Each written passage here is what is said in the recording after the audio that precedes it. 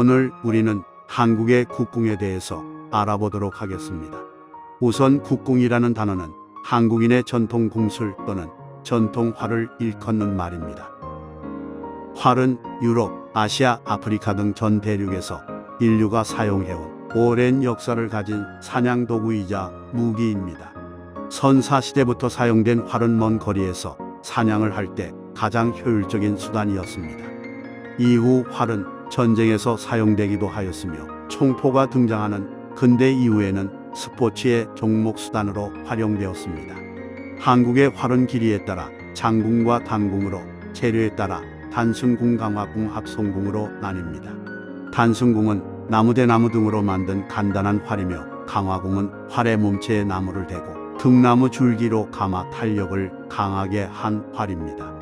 합성궁은 강화궁과 비슷하나 활의 몸체에 동물의 뼈와 힘줄을 붙여서 만듭니다. 현존하는 한국의 각 궁은 합성궁의 특징을 가진 활입니다. 한국 민족은 전통적으로 활을 중시하였으며 화약 무기가 출현하기 이전까지 가장 중요한 전투 무기였습니다. 또한 민족을 활과 연관시킬 만큼 활은 한국 민족의 생활의 방편이자 생존의 수단이었습니다. 한국의 활은 구석기 말기부터 나타나 신석기 시대에는 어디에서나 확인됩니다. 한국의 활이 크게 발전한 것은 삼국시대였습니다. 이때 비로소 각궁이 등장하며 특히 고구려가 사용한 매궁이 바로 그 각궁입니다. 매궁의 형태에 대해서는 알려진 바가 없지만 곱은 벽화와 곱은 출토 유물을 통해 추정할 뿐입니다.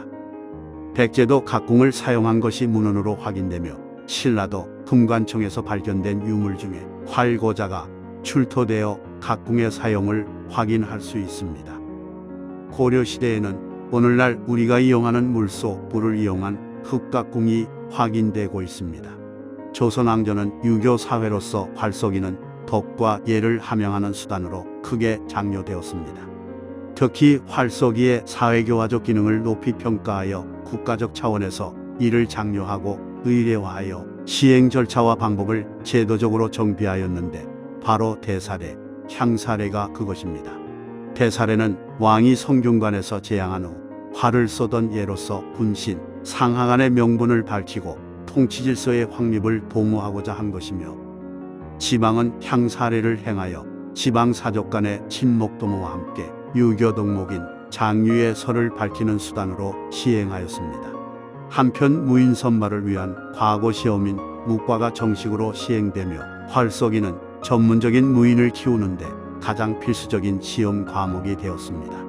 이런 이유로 활쏘기는 조선시대 신분고하를 막론하고 가장 성행하던 무예이자 심신단련의 수단으로 발달하였습니다.